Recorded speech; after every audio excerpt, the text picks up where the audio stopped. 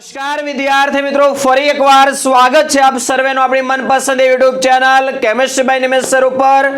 અને વિદ્યાર્થી મિત્રો, આજના વિડીયોની અંદર આપણે જોવાના છે બોર્ડ પ્રેક્ટિકલ પરીક્ષા માટે ધોરણ 12 સાયન્સ ફિઝિક્સ વિષયનો એક અગત્યનો પ્રેક્ટિકલ જે છે પ્રેક્ટિકલ નંબર 4, જેનો હેતુ છે અર્ધ આવર્તનની રીતથી ગેલ્વેનોમીટરનો અવરોધ નક્કી કરવો અને એની ફિગર ઓફ મેરિટ શોધવી। વિદ્યાર્થી મિત્રો, આજના વિડીયોની અંદર બોર્ડ પ્રેક્ટિકલ પરીક્ષાની અંદર આ પ્રેક્ટિકલ પૂછાય તો આ પ્રેક્ટિકલ તમારે કરવાનો છે કેવી રીતે, ત્યાર પછી આ પ્રેક્ટિકલના રીડિંગ કેવી રીતે લેવાના છે, પુરવણીની અંદર કેવી રીતે પ્રેક્ટિકલ લખવાનો છે, વાયવાની અંદર કેવા સવાલ પૂછાય, આ દરેકે દરેક વસ્તુની ડિસ્કશન આજના આ વિડીયોની અંદર આપણે લાઈવ તમને પ્રેક્ટિકલ કરીને બતાવવાના છીએ। તો વિડીયોને એન્ડ સુધી જોતા રહેજો। ગમે તો લાઈક જરૂર કરી દેજો અને ચેનલને અત્યારે જ સબસ્ક્રાઇબ કરી દેજો, કેમ કે તમારા માટે આવી જ રીતે દરેકે દરેક વિષયના પ્રેક્ટિકલો જે છે એની નોટિફિકેશન તમારા સુધી પહોંચતી રહે। વિદ્યાર્થી મિત્રો, આપણી YouTube channel chemistry by Nimesh sir ઉપર બાકીના વિષયોના પણ દરેકે દરેક પ્રેક્ટિકલ જે છે એ ઓલરેડી અપલોડ થઈ ચૂક્યા છે। ચેનલના પ્લેલિસ્ટમાં જઈને પણ તમે મેળવી શકો છો, અથવા તો આ વિડીયોના ડિસ્ક્રિપ્શન બોક્સની અંદર પણ મેં લિંક આપી છે, એ લિંક ઓપન કરીને પણ તમે બાકીના વિષયોના દરેકે દરેક પ્રેક્ટિકલ્સ દોસ્તો જોઈ શકો છો। તો ચાલો વિદ્યાર્થી મિત્રો, આજના પ્રેક્ટિકલની આપણે શરૂઆત કરીએ। ગેલ્વેનોમીટરનો અવરોધ આપણે નક્કી કરવાનો છે અને ગેલ્વેનોમીટરની ફિગર ઓફ મેરિટ આપણે નક્કી કરશું, શોધશું, બરાબર। તો સૌથી પહેલા તો અર્ધ આવર્તન એટલે શું અને ગેલ્વેનોમીટરની ફિગર ઓફ મેરિટ એટલે શું એ બંને આપણે ચેક કરી લઈએ, બરાબર, જોઈ લઈએ। તો અર્ધ આવર્તન રીતથી મતલબ કે તમે કોઈ પણ ગેલ્વેનોમીટર જે છે, ગેલ્વેનોમીટરમાં કોઈ પણ રીડિંગ તમે નક્કી કરી લ્યો, કે સપોઝ માની લો કે 30 આવર્તન તમારે લેવું છે, તો 30 આવર્તન તમે નક્કી કરી લ્યો છો તો 30નું અડધું, જો તમે 26 લ્યો છો તો એનું અડધું 13, તો એવી રીતે જે અર્ધ આવર્તન છે મતલબ કે જે પહેલા તમે લીધું હોય એને કરતાં અડધું, એ અર્ધ આવર્તન રીતથી ગેલ્વેનોમીટરનો અવરોધ નક્કી કરવાનો છે। બીજી વસ્તુ ફિગર ઓફ મેરિટ, એક અગત્યની વસ્તુ કે ફિગર ઓફ મેરિટ જે વર્ડ છે તમારે ભણવામાં ક્યાંય નથી આવવાનો, બરાબર, 12 સાયન્સની જે બુક છે એમાં ક્યાંય નથી આવતો, પરંતુ એનો મતલબ શું થાય એ સૌથી પહેલાં હું તમને જણાવી દઉં। તો ફિગર ઓફ મેરિટ મતલબ કે આપણી પાસે જે ગેલ્વેનોમીટર છે, બરાબર, આ ગેલ્વેનોમીટરની અંદર સૌથી પહેલાં તો એક્ઝેક્ટ વચ્ચે સેન્ટરમાં દર્શક કાપો હોય છે, એ જે દર્શક કાપો છે એ 0 હોય છે, સેન્ટરમાં 0 હોય છે, એક બાજુ લેફ્ટ હેન્ડ સાઈડ અને રાઈટ હેન્ડ સાઈડ બંને બાજુ તમારો 30 આવર્તન દર્શક કાપા દર્શાવતા હોય છે। તો જ્યારે સપોઝ માની લો કે તમારી પાસે આ એક ગેલ્વેનોમીટરની ફિગર ઓફ મેરિટનું મૂલ્ય તમારી પાસે છે, તો જ્યારે દર્શક કાપો 10 ઉપર છે ત્યાંથી એને 11 ઉપર પહોંચવો છે અને ફિગર ઓફ મેરિટ પ્રમાણે એટલા મૂલ્યનો તમે પ્રવાહ આપો છો, તો એક્ઝેક્ટ એ 10 હશે તો ત્યાંથી એક્ઝેક્ટ 11 ઉપર આવીને ઊભો રહી જશે। મતલબ ફિગર ઓફ મેરિટનો મતલબ એવો થાય કે ગેલ્વેનોમીટરના કાપાને એક કાપો ખસવા માટે જરૂર પડતો પ્રવાહ એને કહેવાય ગેલ્વેનોમીટરની ફિગર ઓફ મેરિટ।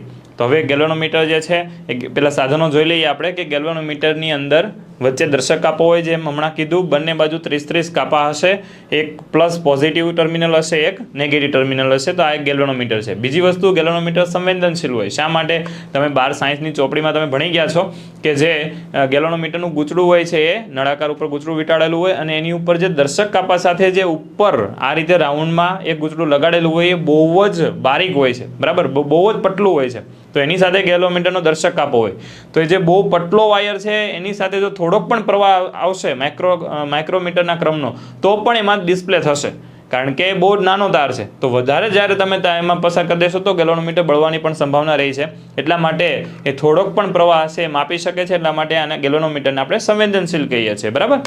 ત્યાર પછી બીજું એક છે આપણી પાસે અવરોધ પેટી। આ પ્રેક્ટિકલની અંદર 2 અવરોધ પેટી આપણે વાપરશું। અવરોધ પેટી એટલે શું એ તમને સૌથી પહેલાં જણાવી દઉં, આનું કન્સ્ટ્રક્શન અને વર્કિંગ આપણે સમજીએ। તો આની અંદર સૌથી પહેલાં 2 આગળ ટર્મિનલ હોય છે, ત્યાં એક બાજુ તમે ઇનપુટ આપી શકો, બીજી બાજુથી તમે આઉટપુટ। હવે આમાં કોઈ અવરોધ પેટીમાં એવું કોઈ વસ્તુ નથી કે એક પ્લસ હોય ને એક માઇનસ હોય, તમે ગમે ત્યાં ઇનપુટ આઉટપુટ આપી શકો છો, બરાબર। તો હવે જે ઇનપુટ જે છે એ સપોઝ માની લો કે તમે અહીંયાથી આપ્યો, બરાબર, આ ટર્મિનલ જે છે ત્યાંથી તમે ઇનપુટ આપ્યો, હવે ત્યાંથી સપોઝ માની લો કે પેલી કળ ખુલ્લી છે, આની અંદર આ પેટીની અંદર રીલ ટાઈપ મતલબ એક કોઇલ વીંટાળેલી હોય છે। આ એક જે કળ છે એની નીચે એની કોઇલ હોય, બીજી કળ છે એની નીચે એની કોઇલ હોય, અને એ કોઇલ કેટલો અવરોધ બતાવે છે એનું મૂલ્ય અહીંયા અવરોધ પેટી ઉપર લખેલું હોય. તો જે અવરોધ પેટી ઉપર મૂલ્ય લખેલું છે મતલબ તારની જે લંબાઈ વધશે તો અવરોધ વધશે, બરાબર. R = ρ L/A સૂત્ર પ્રમાણે જો લંબાઈ વધશે તો અવરોધ વધશે અને જો લંબાઈ ઘટશે તો અવરોધ ઘટશે. એ પ્રમાણે અહીંયા ધીમે ધીમે અવરોધનું મૂલ્ય વધારેલું છે. તો અવરોધ પેટી જો તમે ખોલશો તો નીચે હોતી તારની લંબાઈ જે છે, કોઇલની લંબાઈ ગૂંચળું વધતું જશે. અને આનું બધાનું નીચે કન્સ્ટ્રક્શન જે કરેલું હોય છે, કનેક્શન કરેલું હોય છે, શ્રેણીમાં કરેલું હોય છે.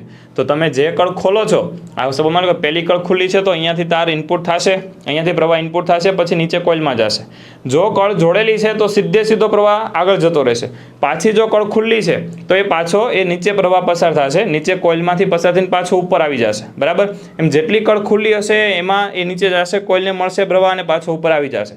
તો જે શ્રેણીમાં જોડેલો છે એટલા માટે આપણે R1 + R2 + R3 એવી રીતે આપણે બધા જ અવરોધનો સરવાળો કરવાનો થાય. તો આ છે તમારું અવરોધ પેટીનું વર્કિંગ અને કન્સ્ટ્રક્શન. બે અવરોધ પેટી છે, મતલબ કે એક મોટી છે અને સેમ ટુ સેમ બીજી એક નાની અવરોધ પેટી છે, બરાબર. કન્સ્ટ્રક્શન અને વર્કિંગ બંનેનું સેમ જ છે. અને આની અંદર આપણે જે તાર યુઝ કરીએ છીએ, મેં કીધું ને અંદર કોઇલ હોય, તો એ કોઇલ જે છે કોન્સ્ટન્ટની હોય અથવા તો મેંગેનીનની હોય, બરાબર. એ તાર શા માટે ઉપયોગમાં આવે છે એ કહી દો કે જો આની અંદર તમે વધારે કરંટ પસાર કરશો તો એ ગરમ થશે, હીટ પકડશે. તો આ બે ધાતુ એવી છે, મિશ્ર ધાતુ છે, એ બે ધાતુ એવી છે કે જ્યારે તમે એની અંદર કદાચ તાપમાન વધી જશે તો એનો અવરોધકતામાં કોઈ ફેરફાર નથી થતો. એટલા માટે આપણે આ બે ધાતુ યુઝ કરીએ છીએ. અને જનરલી અવરોધ જ્યાં જ્યાં બનાવવામાં આવે છે ત્યાં મેંગેનીન અથવા તો કોન્સ્ટન્ટનો વાયર યુઝ કરવામાં આવે છે. તો આપણે આની અંદર આ 3 સાધનો જોયા.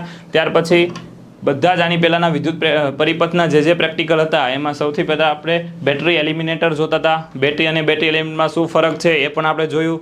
ત્યાર પછી અવરોધ પેટી R1 છે, એક R2 છે, મતલબ એક મોટી અવરોધ પેટી છે, એક નાની અવરોધ પેટી છે, બરાબર. ત્યાર પછી બે એક માર્ગી કળ મતલબ કે સ્વિચ, એક માર્ગી મતલબ કે ત્યાંથી તમે એક જ જંક્શન હોય, મતલબ એક જ કી ચાલુ અથવા તો બંધ કરી શકો, એટલા માટે એક માર્ગી કળ. ત્યાર પછી છેલ્લા બે જે સાધનો છે એ બધા પ્રેક્ટિકલમાં આપણે લખીએ છીએ કે જોડાણ માટેનો તાર અને કાચ પેપરનો ટુકડો. તો જોડાણ માટેના તાર જે વાયર તમે યુઝ કરો છો એ અને કાચ પેપરનો ટુકડો, એનો ઉપયોગ શું છે? જે વાયર તમારી પાસે છે એના જે તાતણા હોય છે એ કદાચ એની ઉપર અવાહક પડ લાગી ગયું હોય અથવા તો કાટ લાગી ગયો તો એને ઘસીને તમે સાફ કરી શકો છો. એના માટે તમારે કાચ પેપરનો ટુકડાનો ઉપયોગ કરવાનો હોય છે. તો આ હતા આપણા સાધનો. આ બધા સાધનો જે છે એ તમારે આ પ્રેક્ટિકલ નંબર 4ની અંદર ઉપયોગમાં આવે છે. હવે બોર્ડની અંદર તમારે લખવામાં, પુરવણી જ્યારે તમને આપશે એમાં લખવામાં સૌથી પહેલાં તમારે હેતુ, તમને તમારું જે પેપર હશે એમાં હેતુ હશે જ, છતાં પણ તમારે હેતુ બોર્ડની પુરવણીમાં લખવાનો થશે. ત્યાર પછી સાધનો લખવાના છે. જે રીતના સાધનો જે છે એ બીજી વસ્તુ કે ક્યાંક બ્રેકેટમાં આની વેલ્યુ લખેલી છે 0 થી 10 કિલોવોલ્ટ, તો એ સાધન ઉપર લખેલી હોય છે, બરાબર. કે જેટલા કિલોવોટનું કે જેટલા ઓહમનું તમને રજિસ્ટર આપે છે એ જે વસ્તુ હશે એ સાધનની ઉપર લખેલી જ હશે. તો એમાંથી જોઈને તમે એ બ્રેકેટમાં લખી શકો છો.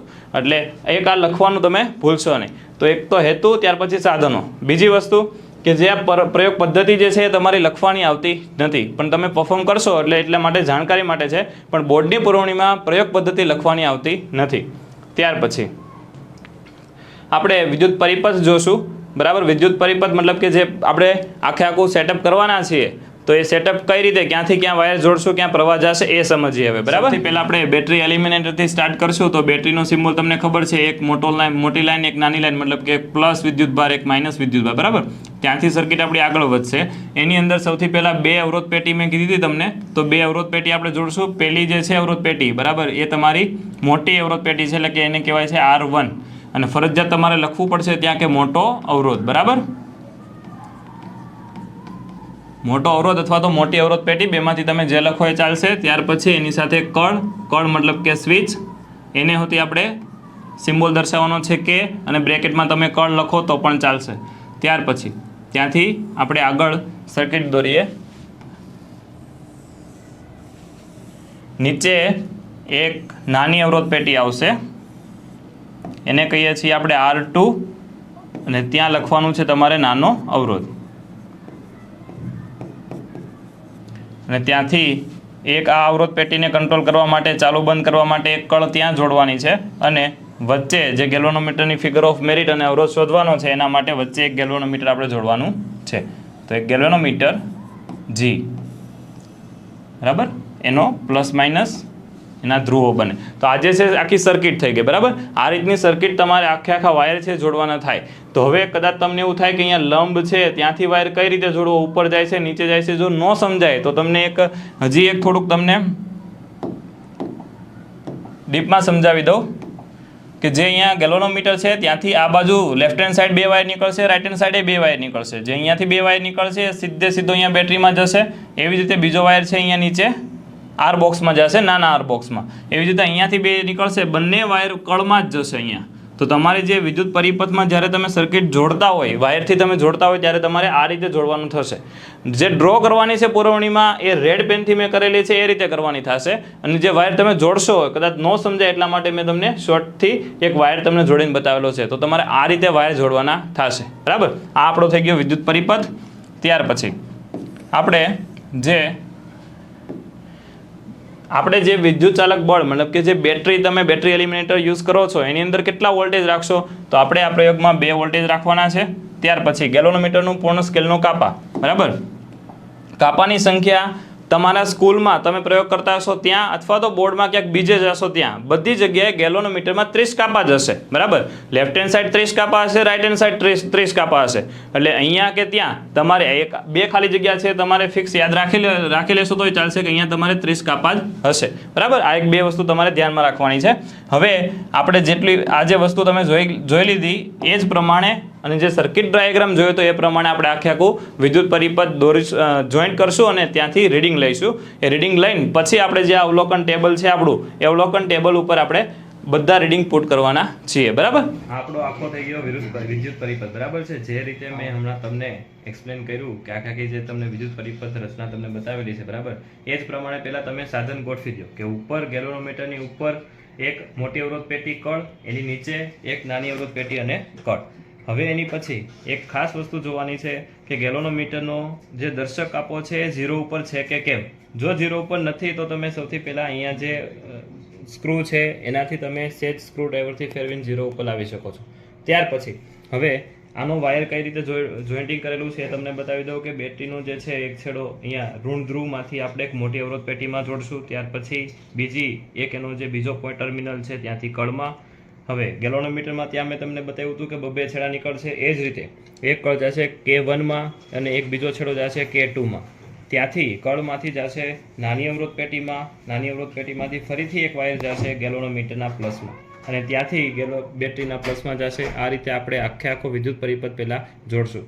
ત્યાર પછી 2 વસ્તુ અગત્યની કે સૌથી પહેલાં તમારે મોટી અવરોધ પેટી છે એમાં મોટા મૂલ્યના ક્રમનો અવરોધ જે છે તમારે ખેંચી લેવાનો છે, મતલબ કે રાખવાનો નથી. એટલે અવરોધ અત્યારે ફૂલ હશે. શા માટે કે ગેલોનોમીટર મેં તમને કીધું હતું કે સંવેદનશીલ હોય છે, બરાબર. તો એ સંવેદનશીલ છે, જો વધારે કરંટ એકસાથે પસાર થઈ જશે તો એ બળી જશે. એટલા માટે સૌથી પહેલાં તમારે મોટા મૂલ્યના ક્રમનો અવરોધ ખેંચી લેવાનો છે. બીજી વસ્તુ જે આપણે નીચેનો જે પરિપથ છે એમાંથી જે કળ જોડેલી છે એની કળ તમારે કાઢી લેવાની છે. મતલબ અત્યારે ખાલી ને ખાલી ઉપરનો જે પરિપથ છે એ ચાલુ છે, બરાબર. આપણે અર્ધાવર્તનની રીતથી મેળવવાનું છે ને, તો મતલબ કે અહીંયા આનાથી તમે જે ગેલોનોમીટર બનાવો છો એની સાથે તમે એક અવરોધ જોડેલો છે એવું ગણાય, બરાબર. તો આ અવરોધથી તમે ગેલોનોમીટર બનાવો છો ફિક્સ કે ચાલો 30 આની અંદર 30 નો કરંટ મેળવવો છે તો 30 દર્શક કાપો બતાવે છે.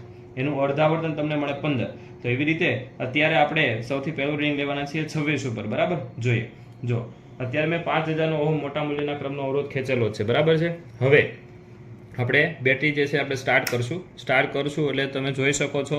હા, બીજી એક વસ્તુ ધ્યાન રાખજો કે ફરજિયાત ગેલોનોમીટરનું એક્ઝેક્ટ સામેથી જ તમારે જોવાનું છે. સેજે ક્રોસથી જોશો તો એટલા નજીક કાપા છે કે તમે કદાચ જો 28 હશે તો 27 લાગશે અને 27 હશે તો 28 લાગશે. એટલે એક વસ્તુ ધ્યાન રાખજો કે એક્ઝેક્ટ ગેલોનોમીટરમાં સામેથી તમે દર્શક કાપાની નોંધ કરો. ત્યાર પછી હવે અત્યારે મને મળેલું છે 26 ઉપર. તો સૌથી પહેલાં જે પહેલી કોલમ છે આપણી કે મોટા અવરોધના મૂલ્ય, મોટા અવરોધ પેટીનું મૂલ્ય એ તમે લખશો કેટલા 5000, બરાબર છે. આની અંદર તમે જોઈ શકો છો કે ભાઈ 5000 ઓહમનો અવરોધ જે છે મેં ખેંચેલો છે. એ ખેંચશો એટલે બીજી કોલમ આવશે તમારી થીટાવાળી. થીટામાં તમારે લખવાનું છે 26, બરાબર. ત્યાર પછી છે θ/2. θ/2 છે મતલબ 26/2 કરશો એટલે 23 થશે. હવે એ કઈ રીતે મેળવવાનું છે કે નીચેની જે આપણો પરિપથ છે હવે એને જોડવાનું આપણે છે. મતલબ કે આને જોડશો એટલે સૌથી પહેલાં તો ગેલોનોમીટર 0 દર્શાવી દેશે, બરાબર. એ 0 દર્શાવી દેશે.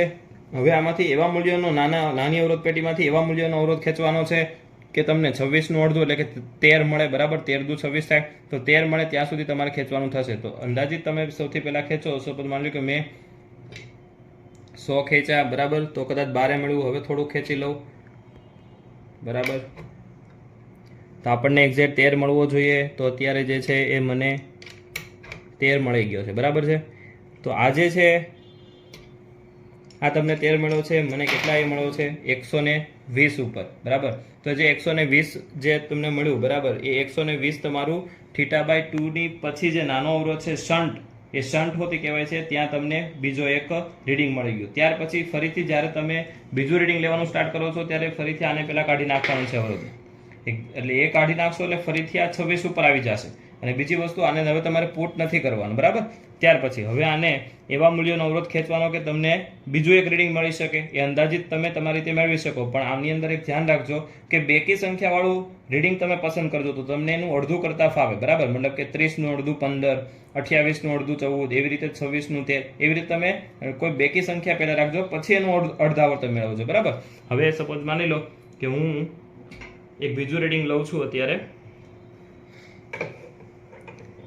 આ એક બીજું રીડિંગ લઈએ છીએ આપણે 24, બરાબર. હવે 24નું અર્ધાવર્તન અત્યારે હવે આ બે કળ ખુલ્લી છે. આ કળ ખુલ્લી છે એટલા માટે હવે આપણને અર્ધાવર્તન સેમ મળવું જોઈએ તો તમારું પ્રેક્ટિકલ સાચો કહેવાય. એટલે આ જે વિકલ્પ પુટ કરાવશો એટલે ભાઈ 24નું અડધું કેટલું થઈ જશે 12. તો અત્યારે હવે જે ડિસ્પ્લે કરે છે આપણને 12 મળે છે.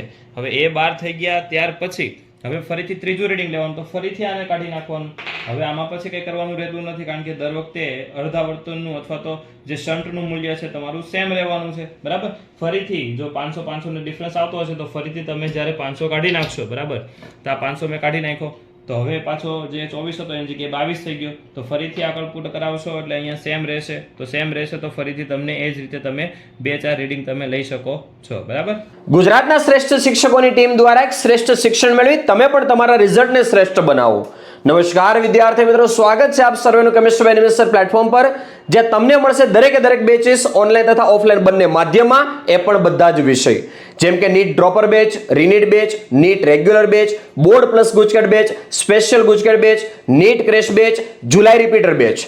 ધોરણ 11-12 સાયન્સના દરેક વિદ્યાર્થીઓ માટે એક શ્રેષ્ઠ પરિણામ મેળવવા માટે એક સુવર્ણ તક, એટલે chemistry by Nimesh sir platform. કોઈ પણ કોર્સની અંદર જોડાવા માટે અથવા કોઈ કોર્સ રિલેટેડ વધારે ઇન્ફોર્મેશન માટે આજે જ કોન્ટેક્ટ કરો 8866 055 48 ઉપર. આપણે જે જોયું એ પ્રમાણે ગેલોનોમીટર જે છે અવરોધ આપણે અલગ મૂલ્ય ઉપર આપણે અલગ રીડિંગ લીધા. તો જે રીડિંગ હતા એ અવલોકન ટેબલમાં કઈ રીતે લખવાના છે એ જોઈ લઈએ. તો સૌથી પહેલાં જે બીજી કોલમ છે ને ત્રીજી કોલમ છે, તમે જાતે જે પહેલું રીડિંગ લ્યો છો એના ઉપરથી લખી શકો છો, બરાબર. જે આપણા રીડિંગ હતા એ કયા હતા? તો કે સૌથી પહેલાં આપણે 26 લીધું હતું, ત્યાર પછી 24, ત્યાર પછી 22, ત્યાર પછી 20, એટલે મતલબ બબેના ડિફરન્સ જે છે એ આપણે લીધા હતા, બરાબર છે.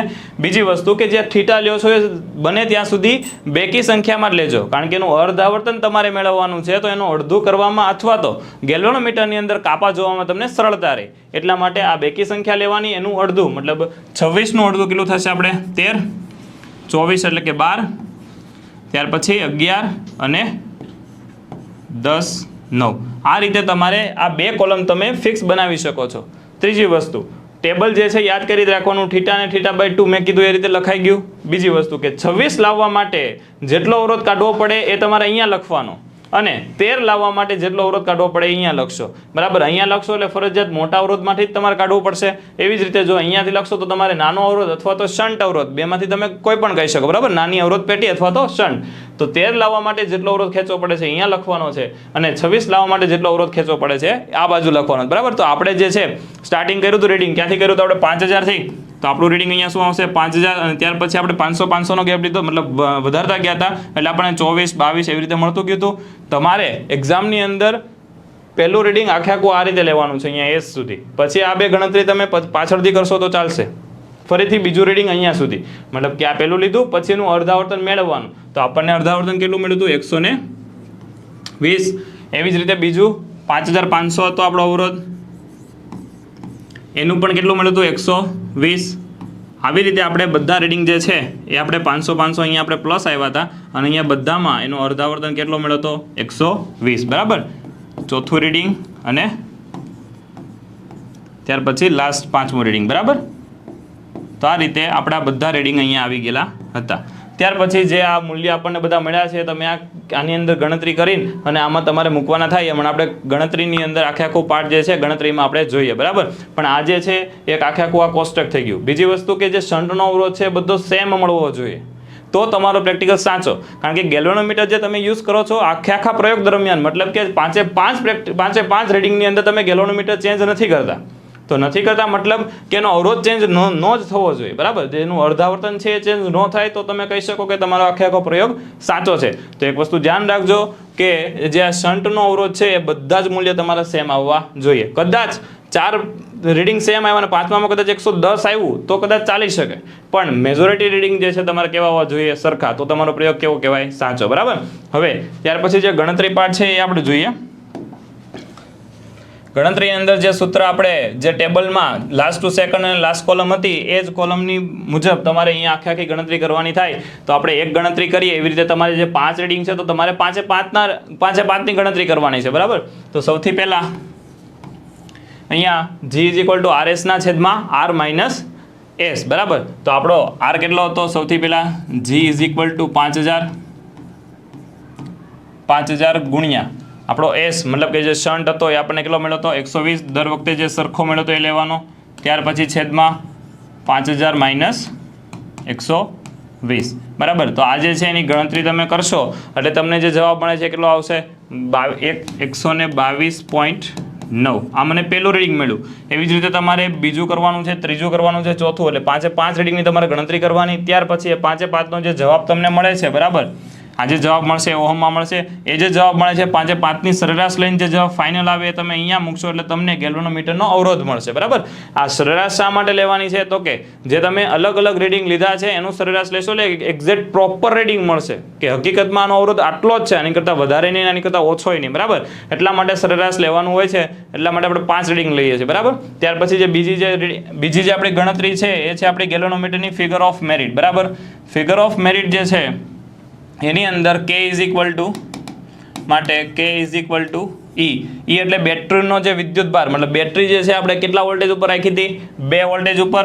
ત્યાર પછી R આપણો કેટલો હતો? પહેલા રીડિંગ માટે આપણે ગણતરી કરીએ છીએ એટલે આપણી પાસે R કેટલો હતો? 5000 પ્લસ G જે છે આપણને જે ગેલ્વેનોમીટરનો અવરોધ મળ્યો, જે સરેરાશ કાઢીને જે ફાઇનલ અવરોધ મળે છે એ અવરોધનું મૂલ્ય આપણે લઈએ તો અહીંયા હું લઉં છું 122.6 જે આપણને મળેલું છે. અને ત્યાર પછી 1/θ. તો પહેલું જે રીડિંગ હતું એના માટે કેટલું હતો? θ 26 આપણે ચાલુ કર્યું હતું ને, તો 1/26 આ આખો તમે સોલ્વ કરશો એટલે અહીંયા મને જે જવાબ મળે છે 0.40149, બરાબર. 149 જવાબ મને મળે છે. ત્યાર પછી આને પોઈન્ટમાં તમે કન્વર્ટ કરી શકો, મતલબ કે 4, 5 ને 6 પોઈન્ટ હું કાઢી નાખું તો 14 × 10⁻⁶, બરાબર, એમ્પિયર પર વિભાગ. અથવા તો તમે આને એવી રીતે પણ લખી શકો કે 14 માઇક્રો એમ્પિયર પર વિભાગ, બરાબર. બે રીતે જવાબ તમારા સાચા છે. આની પણ તમે જે પહેલી કેલ્ક્યુલેશન કરી એવી રીતે પાંચે પાંચ રીડિંગની કેલ્ક્યુલેશન કરવાની છે. એ કેલ્ક્યુલેશન થઈ જાય ત્યાર પછી પાંચે પાંચ રીડિંગના જે ફાઇનલ આન્સર આવ્યા હોય એનો સરેરાશ લેશો. સરેરાશ લઈને આમાં તમે જે ફાઇનલ જે સરેરાશનો જવાબ આવે સરેરાશ તમારી ફિગર ઓફ મેરિટ ગણાશે. ફિગર ઓફ મેરિટ અને અવરોધ આ રીતે તમે ફાઇન કરી શકો છો. તો અહીંયા જે છે આપણો ચોથા નંબરનો પ્રેક્ટિકલ આખો પૂરો થાય છે. હવે આમાં સાવચેતી કેટલી રાખવી પડે એ તમને સમજાવી દઉં. જે ગેલ્વેનોમીટર જે છે એ ગેલ્વેનોમીટરમાં તમારે જ્યારે રીડિંગ તમે લેતા હોય ત્યારે એક્ઝેક્ટ સામેથી તમારે કાપા જોવાના છે, બરાબર. જો જે તમે ક્રોસમાં જોશો તો જો 28 નંબરનો કાપો હશે એટલે નજીક કાપા છે કે 29 લાગી શકે અથવા તો 27 લાગી શકે, એટલે એક્ઝેક્ટ સામેથી જોવાના. બીજી વસ્તુ કે જો પહેલું રીડિંગ તમે એક આંખ બંધ કરીને લીધું હોય તો બાકીના બધા રીડિંગમાં એક આંખ બંધ કરીને જ તમારે કાપો ગણવાનો રહેશે અને એક્ઝેક્ટ સામેથી જોવાનું, બરાબર. હવે એકમાં એક આંખ બંધ કરી હોય અને બીજામાં નહીં કરી હોય એવું નહીં ચાલે, બરાબર. તો પહેલેથી તમારે એક વસ્તુ ધ્યાન રાખવાની છે કે બધા જ રીડિંગ એક સરખા અને એક્ઝેક્ટ સામેથી તમે જુઓ, બરાબર. બીજી વસ્તુ જેટલી કળ આમાં યુઝ થાય છે, બરાબર. કળ મતલબ કે જે આ અવરોધ પેટી જે છે એની ઉપરની જે કળ હોય ને આ કળ છે, જો તમે ખોલી તો એને જ્યારે બંધ કરો છો આની અંદર આંટા નથી હોતા પણ એને ફૂલ પ્રેસથી થોડુંક દબાવીને અને બંધ કરવાની હોય છે. એટલા માટે આનો અવરોધ કેલ્ક્યુલેટ ન થાય. આ એક બીજી વસ્તુ ધ્યાન રાખવાની છે. ત્રીજી વસ્તુ કે જેટલા વાયર તમે જોડો છો એ વાયર પ્રોપર એની અંદર કનેક્ટ તો થયા છે ને. વાયર તમે વાળીને એની ઉપર બંધ કર્યું છે પણ વાયર ત્યાં અંદર જોડાણો છે કે કેમ, તો વાયર સેજ હલાવીને ચેક કરવું. કે એક્ઝેક્ટ વાયર પ્રોપર જોડાણો છે કે નહીં, એટલા માટે એક્ઝેક્ટ કરંટ તમારો આખો પસાર થાય. તો આટલી વસ્તુ તમારે ખાસ વિદ્યાર્થી મિત્રો, શું તમે પણ નીટ 2024 ની તૈયારી કરી રહ્યા છો અને એવી બેચની તલાશમાં છો કે જેની અંદર 1.5 મહિનાની અંદર તમને આખો કોર્સ કવર કરવામાં આવે અને તમારું જે ડોક્ટર બનવાનું સપનું છે એને સાકાર કરાવી શકે? નમસ્કાર વિદ્યાર્થી મિત્રો, કેમિસ્ટ્રી બાય નિમેશની પૂરેપૂરી ટીમ તમારા માટે લઈને આવી ચૂકી છે નીટ 2024 માટેની એક સ્પેશિયલ ક્રેશ બેચ, જે ઓનલાઈન તથા ઓફલાઈન બંને માધ્યમમાં ઉપલબ્ધ છે. કોર્સની અંદર જોડાવા માટે અથવા કોર્સ રિલેટેડ વધારે ઇન્ફોર્મેશન માટે આજે જ કોન્ટેક્ટ કરો 8866605548 ઉપર. મિત્રો, પરીક્ષાની અંદર પ્રેક્ટિકલ આ પૂછાણું તો આપણે કઈ રીતે બોર્ડની પુરવણીમાં લખશું એ સમજીએ. તો સૌથી પહેલા અહીંયા હેતુ લખેલો છે. પુરવણી તમને જે છે આપે છે એમની અંદર જો તમને પેપરની અંદર હેતુ હોય છતાં પણ તમારે હેતુ લખવાનો છે. ત્યાર પછી સાધનો, કમ્પ્લીટલી બધા સાધનો આ રીતે લખવાના. ત્યાર પછી પ્રયોગ પદ્ધતિ જે છે પાર્ટ 1 કે 2 હોય, બેમાંથી એક પણમાં પદ્ધતિ લખવાની આવતી નથી. ત્યાર પછી એની પછી તમારે સીધો વિદ્યુત પરિપથ જે ફિગર ડ્રો કરવાની છે, તમારે પરિપથની આખી પરિપથ ડ્રો કરવાનો મોટો મસ્તનો વચ્ચે એકદમ પુરવણીની. ત્યાર પછી અવલોકન અને અવલોકન ટેબલ. અવલોકન જે છે એ 2 ખાલી જગ્યા કમ્પ્લીટ તમારે લખવાની છે અને અવલોકન ટેબલ જે છે એની અંદર આ રીતે બધા રીડિંગ લખવાના. પણ તમારે જે છે તમારા રીડિંગ બધા લખવાના થશે. અહીંયા મારા રીડિંગ છે, તમે તમારા જે રીડિંગ આવે એ કમ્પ્લીટલી આ રીતે આખું ટેબલ બનાવીને તમારે રીડિંગ લખવાના. તમારે જે રીડિંગ આવે એની ગણતરી પ્રોપરલી 5 રીડિંગ તમારે લખીને ગણતરી 5ની બતાવવી જરૂરી છે. ત્યાર પછી 5નો સરેરાશ લઈને એનો જવાબ તમારે જે રીડિંગ આવે એવી જ રીતે જે ફિગર ઓફ મેરિટ તમે ફાઇન્ડ કરો છો એમાં હોતી તમારે તમારા જે રીડિંગ આવે લખવાના છે. ત્યાર પછી એની સરેરાશ લઈને અને પરિણામની અંદર આ બંને વસ્તુ તમારે લખવાની થશે. બરાબર? ત્યાર પછીના જે સવાલ જવાબ છે એ તમારે લખવાના આવતા નથી. તો વિદ્યાર્થી મિત્રો, આજના વિડીયોની અંદર આપણે ધોરણ 12 સાયન્સ ફિઝિક્સ વિષય બોર્ડ પ્રેક્ટિકલ પરીક્ષા માટે અગત્યનો એક પ્રેક્ટિકલ જે છે એ કમ્પ્લીટ કર્યો છે. સાથે સાથે દોસ્તો આવી જ રીતે તમને કેમિસ્ટ્રી, બાયોલોજી, ફિઝિક્સના બાકીના પણ જે પ્રેક્ટિકલ છે એની લિંક દોસ્તો આ વિડીયોના ડિસ્ક્રિપ્શન બોક્સમાં આપેલી છે, ત્યાંથી પણ તમે મેળવી શકો છો. અથવા તો ચેનલના પ્લેલિસ્ટમાં જઈ ત્યાંથી પણ દોસ્તો દરેક પ્રેક્ટિકલ્સ તમે જોઈ શકો છો. વિડીયો ગમે તો વિડીયોને લાઈક જરૂર કરી દેજો. આ વિડીયો તમને કેવો લાગ્યો છે કોમેન્ટ કરી દોસ્તો, અત્યારે જ તમારે જણાવવાનું છે. અને ખાસ ચેનલને સબસ્ક્રાઇબ કરી બેલ આઇકન બટન પર ઓલ નોટિફિકેશન ઓન કરી દેશો, જેથી દરેક અપડેટ, દરેક પ્રેક્ટિકલની નોટિફિકેશન સતત તમારા સુધી પહોંચતી રહે. મળીએ દોસ્તો નવા વિડીયો સાથે. ત્યાં સુધી બાય બાય, આવજો.